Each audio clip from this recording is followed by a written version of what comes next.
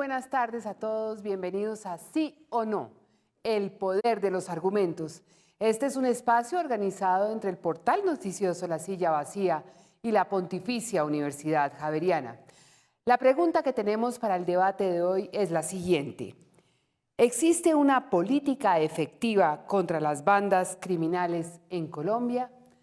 Permítanme presentar a los invitados del día de hoy. Defendiendo el sí está el doctor Aníbal Fernández de Soto, viceministro de Defensa, y por el no, el doctor León Valencia, fundador e investigador de Paz y Reconciliación. Voy a presentar también a los periodistas que nos acompañan esta tarde, la doctora Juanita León, directora del portal noticioso La Silla Vacía, y el doctor José Vicente Arizmendi, director de Javeriana Estéreo. Arrancamos con un 38% del sí y un 63% del no. Por supuesto que existe una política efectiva contra el crimen organizado en Colombia. No solamente es una política, sino que es el principal desafío que tiene el sector defensa y creo que es de los principales retos que tenemos hacia futuro en un escenario de posconflicto, en un escenario post firma de unos acuerdos de paz en los que hemos venido trabajando tanto en los últimos años. El año 2015 cerró con la tasa de homicidios más baja en los últimos 40 años. Y en lo corrido de este año ya hemos bajado un 5% adicional. Y tenemos que desarrollar acciones muy efectivas para desarticular esas estructuras criminales. Una de las regiones, por ejemplo, pues más importantes en esta medida es el Urabá. Y por eso hay unas acciones sostenidas por parte de la policía en primera instancia con un apoyo de las fuerzas militares. En Urabá es la famosa operación Agamenón que se viene desarrollando desde hace 15 meses contra el denominado clan Úsuga. Solo en lo ocurrido de este año vamos 87.6 toneladas de cocaína incautadas y se han hecho casi 300 operaciones contra la minería ilegal. Los resultados son muy importantes. Dada esta estrategia hemos logrado neutralizar. Neutralizar implica o capturar o dar de baja o que se hayan entregado a la justicia de los más importantes líderes del clan Úsuga, que es una estructura además que pues, va efectivamente evolucionando y mutando y en donde van llegando nuevos cabecillas y demás, pero no solamente contra el clan Úsuga hemos sido efectivos. Vale decir, el año pasado se capturó o se neutralizó a alias Megateo, que generaba unos estragos tremendos en el norte de Santander, en la región del Catatumbo. También se neutralizó a alias Pijar Bey, que era otro de los cabecillas más importantes en los llanos orientales. En lo que va corrido este año han sido más de 1.100 capturas, 80 de las cuales ocurrieron la semana pasada, siempre buscando afectar los eslabones más valiosos para las estructuras criminales. Y como toda estrategia, como toda política, hay también un ejercicio de seguimiento. El presidente de la República directamente está haciendo un seguimiento y una evaluación semanal de cómo van los resultados frente a esta estrategia. Afortunadamente, para el país no existe una política eficaz contra estas bandas criminales, contra el crimen organizado, y no existe porque no hay un diagnóstico acertado de ese fenómeno, no hay una claridad en el gobierno y en el Estado sobre los componentes de ese fenómeno y cómo hacer una estrategia compleja para enfrentarlo. El crimen organizado, las bandas criminales, lo componen dos factores fundamentales. Uno, los mercados ilegales, y otro, la protección violenta y armada de esos mercados ilegales. Y los mercados ilegales no se combaten sobre la base punitiva de la persecución, sino principalmente de ofrecer alternativas para los jóvenes. Cada banda criminal la componen tres factores. Uno, el ilegal, que viene de toda una historia de violencia y que es capaz de conformar un grupo armado y dirigirlo para proteger el negocio ilegal, pero también entonces lo conforma el señor de corbata, que es el político o que es el empresario, que se nutre de este factor de mercado ilegal. Y lo compone otra persona, el uniformado, el de uniforme. En algunos lugares les dicen las águilas verdes, porque hay una composición muy grande y hay un compromiso muy grande de sectores policiales. Lo hubo de sectores militares y aún lo hay de sectores militares. Es más importante el político y el empresario legal que ese bandido. Usted puede matar al bandido, mata al bandido, lo encarcela, se reproduce, porque todo negocio ilegal requiere una protección armada y violenta y legal, y eso se va a reproducir. A mí me parece que el punto, el debate fundamental es si vamos a seguir con la política de objetivos de alto valor, combatiendo solo a los ilegales y enfrentando solo a los ilegales y persiguiendo solo a los ilegales y que tienen una tradición violenta, o si vamos a hacer una política más compleja de persecución al crimen organizado y sobre todo si vamos a hacer una política más compleja de tratamiento de los mercados ilegales en Colombia. Yo, digamos que sí tengo que pues rechazar el comentario que se hace en relación con la connivencia o con alguna relación que pueda haber entre la fuerza pública y estas organizaciones criminales. Seremos tan duros y estamos siendo tan duros contra las estructuras criminales como con quienes deshonren el uniforme de la policía o de las fuerzas militares. Y hay múltiples ejemplos de bandas, por ejemplo, de microtráfico, en donde policías han estado involucrados que han sido llevados a la justicia.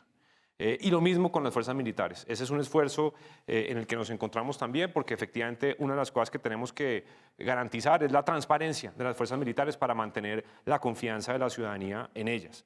Hace pocas semanas, en la región que mencionaba en Antioquia, León, fue capturado alias el doctor, el señor Otoya, que era vicepresidente de la empresa minera hace un tiempo y era el vínculo para lavarle los activos al clan Úsuga derivados de la minería ilegal en esa región.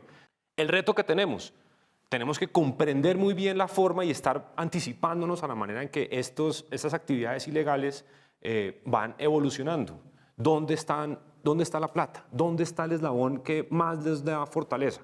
En el caso de la minería ilegal, por ejemplo, en la trazabilidad del oro, en la trazabilidad de los insumos, en el lavado de activos. Por eso vamos a presentar un proyecto de ley en los próximos días que recoge esto para poder hacer que la minería ilegal sea fuente de lavado de activos, sea fuente de financiación del terrorismo y poder tener mejores herramientas para perseguir a las estructuras que están detrás de esto.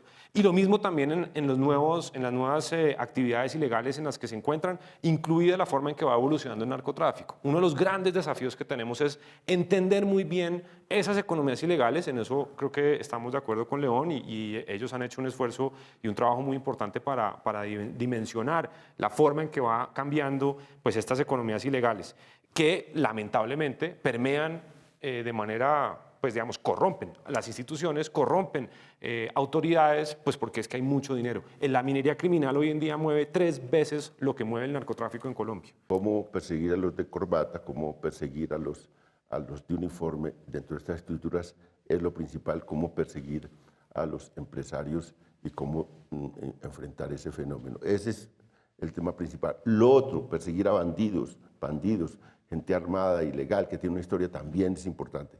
Pero este tema es el más importante. Y entonces, por ejemplo, los partidos políticos, cómo dan avales a toda la gente que, demostrado que tienen nexos con gente ilegal, se les plantea, dice, no, mientras no los condenen, nosotros no podemos hacer nada. Cuando todos los comentarios en las regiones, no, ese señor, sí, ese señor está metido con esta minería ilegal, que es grande, 7.2 billones de pesos que mueve la minería. ¿Qué tiene que hacer el Estado? Pues voluntad política, partidos políticos dispuestos, élites políticas dispuestos a legalizar este país, a combatir la informalidad y sobre todo a deshacerse de negocios que los favorecen, de cuotas políticas que los favorecen, y eso yo creo que es el principal tema. Bueno, aquí lo que tenemos es una amenaza en Colombia en materia de seguridad que se llama el crimen organizado.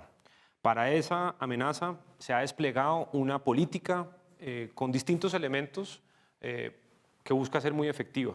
Hay unos elementos, como decíamos, operacionales, de trabajo conjunto entre fuerza pública, fiscalía, para poder desarticular estas estructuras criminales. Hay unos elementos judiciales, jurídicos, que van a buscar que haya mejores condiciones para el sometimiento a la justicia de estas organizaciones.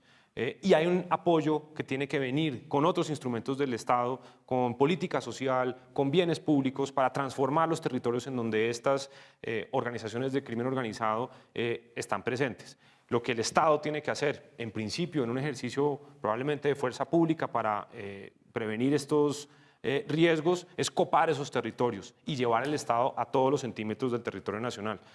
Y aquí hemos visto cómo en una evaluación muy juiciosa que se viene haciendo semanalmente, se han visto resultados importantes en capturas, en acciones contra las economías ilegales de las cuales se lucran estas organizaciones.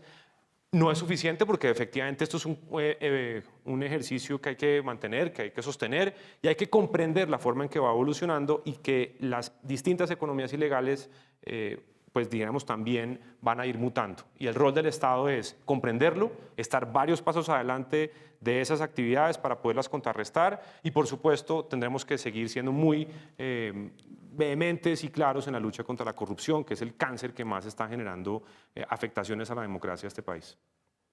Yo creo que hay que sacar el combate y las estrategias para enfrentar el crimen organizado de la mano solo de la policía, del ejército y de la fiscalía y de los organismos de justicia y trasladarlo a la sociedad y al conjunto de la estructura política. Hay que hacer un pacto nacional, un pacto político en el que estén los partidos políticos, por supuesto el Estado y en sus distintos lados, estén empresarios, estén gobiernos locales, un pacto nacional para ofrecer alternativas a esos mercados ilegales y para ofrecer sometimiento a la justicia a los que están en eso, para buscar una depuración de la fuerza pública, para buscar una salida frente a los políticos involucrados en esto. Hay que hacer un pacto nacional y hay que hacer un pacto de Estado y de nación y meter al sector privado en esto. Cuando hagamos eso y nos lancemos a un combate integral a esos fenómenos, podemos tener posibilidades de salir. Pero incluso hay una cosa más profunda, es cultural. Es que mientras aquí se siga aplaudiendo al vivo, al hábil, al que tiene un negocio ilegal, al que puede conseguir plata rápidamente, hay una cultura de la ilegalidad enorme en Colombia. ¿Y cómo salimos de eso para normalizar esta democracia? Esos son retos ya más profundos de cultura y de pacto nacional. Voy a ver los resultados del debate. Sí, un 27%, 73% no. ¿Quién gana el debate? Me dicen internamente. Gana el no, definitivamente, doctor. Muchísimas gracias a todos. Nuevamente volveremos con un sí o no, el poder de los argumentos. Muchísimas gracias por haber estado aquí.